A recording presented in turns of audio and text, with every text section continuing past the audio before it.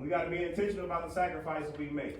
I feel like we have to be intentional about the sacrifices we make when we understand that what I put my time into is what I become. Whatever I put my time into is what I become.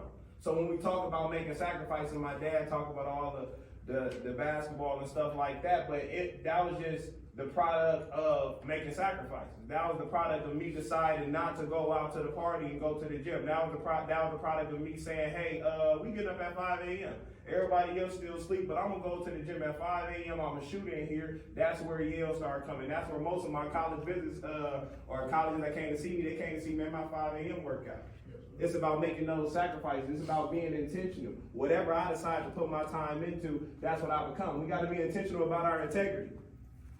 Whatever I'm saying stuff that I believe is true. My actions reflect the message that I share.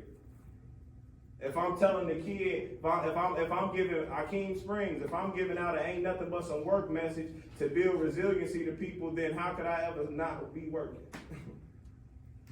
I have to be intentional about my integrity. I have to be intentional about making sure that I'm saying things that's true and I'm giving off the right message. And lastly, we have to be intentional about in times that resilience is needed. This is the yes sir meeting. We are sirs. Resiliency, I feel like, is a principle that we all have to show. And there's going to be moments in whatever we're doing, if it's sports, if it's business, if whatever we're doing, there's going to be moments that it gets tough. We've heard all the different stories, so we know enough that everybody go through something. It might not be the same, but we know we all go through things. And what I believe is that as sirs, as leaders, as captains, we have to be able to look at a moment and see what it calls for. I have to be able to look at this point in the game where it's tied. And I got to look at my teammates as the captain.